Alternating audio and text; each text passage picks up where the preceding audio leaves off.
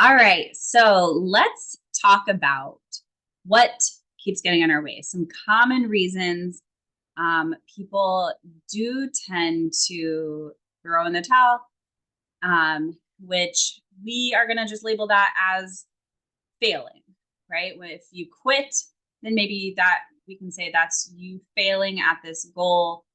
Um, and so let's talk about that. And I'm sure that, maybe you want to pause this here and write out what you think are some reasons why um, that you've been failing in the past. Um, but just some things that I've come up with that I tend to see, lack of clear planning. Um, you know, People make a goal and they don't really even look into the future and plan it out. Like, how is this going to work out in my life right now? They have unrealistic expectations. So that's a huge one, right? And we all do that. It doesn't matter what you're doing in your day, you have an expectation for how it's going to go. We put expectations on other people, how they're going to receive us. And a lot of my examples, by the way, they're going to come down to like weight loss. That's not what I'm pushing at all, but it's sometimes for me very easy to put in words when it comes to like weight loss numbers. But sometimes people choose to focus on this, large weight loss number, and they say they want to lose like 100 pounds in 3 months, right? Like, that's clearly unrealistic, but it doesn't really stop people make those goals all the time. And so setting these expectations for ourselves that are actually unrealistic sets your mind up and it sets you up for feeling guilty and shameful. It's also really stressful on your body, not only like physically, if you are really pushing yourself that much because you think that that's possible, but your mind and everything becomes a little bit more stressed. So you're going to find that you're more easily overwhelmed. And overwhelm and all of those feelings that I just said, they're going to make you want to stop, because it becomes like the trade-off of like, oh, I wanted to lose this weight, yet to my absolute destruction, right? Luckily, people stopped that. But it didn't have to be like that. If they had made more realistic goals. Another one is procrastination. So I can't see you, but raise your hand. Most people have succumbed to procrastination. And that I could probably talk to you about for a long time. But one one thing I will say is that we tend to procrastinate because in our brain thinks like, oh, that's gonna take up too much time, right? So we really get that's like a trigger for us. And so we put off what we want to do to later. And before you know it, you've been saying every morning, I'll work out later. And time flies, right? It really does fly by. So we have to really get to the core of what is tripping up your brain and making you procrastinate. Now, lots of people, and I actually have said this before too. I say that I actually am really good at procrastinating because I function well. So when I started to explore and learn more about that, one that is often associated with ADD, and me, that's what I have. And so we get our brains get a little overwhelmed and think that something's going to take way more time than it really is, and so we keep putting it off. But then here comes this deadline, right? And so we are capable of blasting out really great work in a really small amount of time. And because it gets approval, or, it got done, we pat ourselves on the back and we say, like, see, I'm really good at procrastinating. I actually do really good work.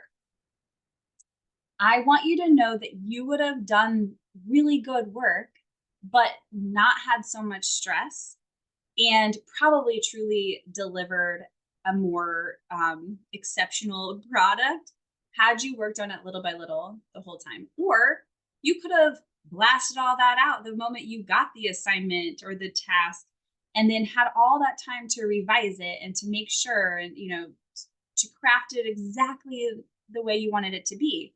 That's just not what our brains really want us to do. So, oftentimes, when we are working on goal achievement, we're really trying to figure out what keeps telling our brain to stop or to take a step back. And these are just some common things that I'm talking about now that stop us. Another one, and this is the for a lot of my perfectionistic clients, but just in general, sometimes we are really rigid.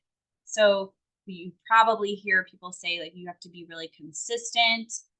And that is true. I'm not saying don't be consistent, but I would say, as someone with ADD, I have a very love hate relationship with consistency and schedules and routine, because they actually do help us to function our very best.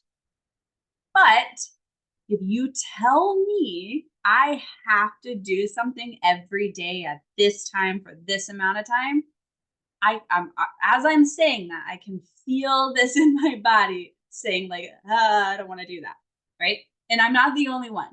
Oftentimes, just the idea of having to do something every day for the rest of your life to maintain this goal that you really wanted to achieve, subconsciously, sometimes it takes you out of the game before you ever get to day one.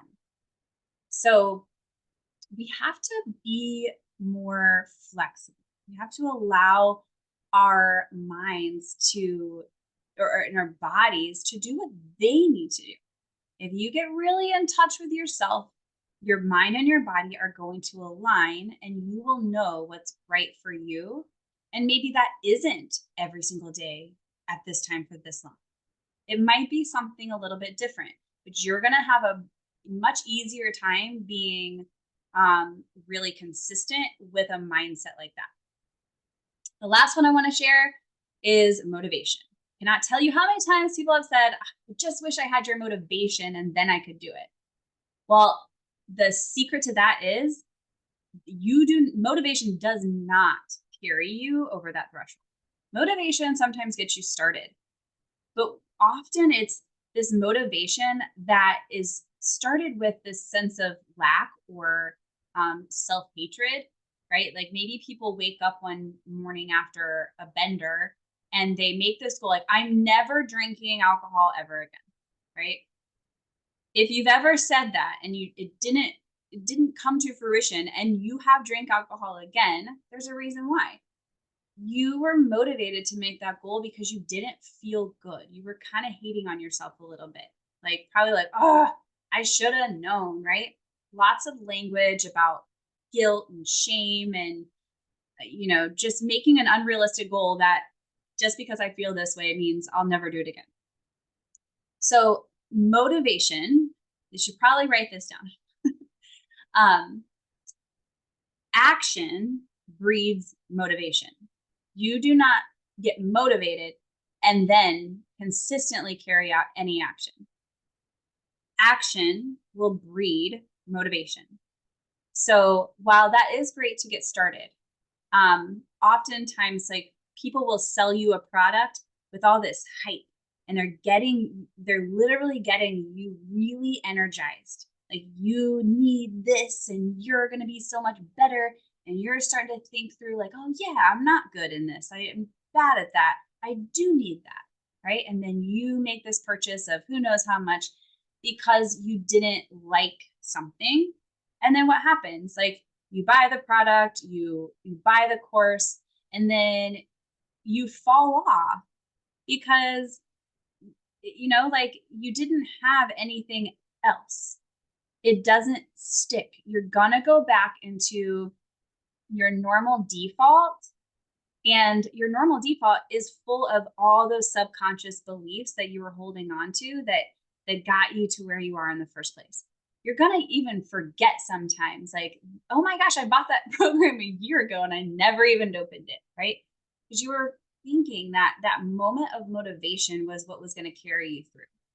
So, sure, go seek out motivation, But instead, try doing what you maybe don't want to do that is going to lead you closer to where you want to be and see how you feel after.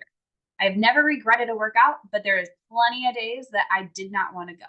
And I'm sure you understand that feeling.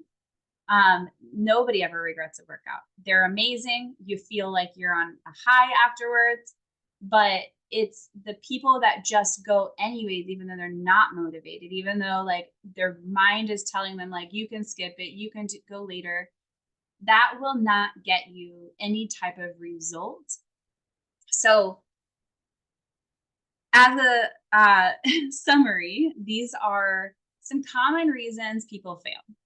Now, in the next clip, I'm going to introduce to you a new way to look at your goals so that we can start to look at achieving them through a different way. That, yes, we need to really work on all of these common ways people fail.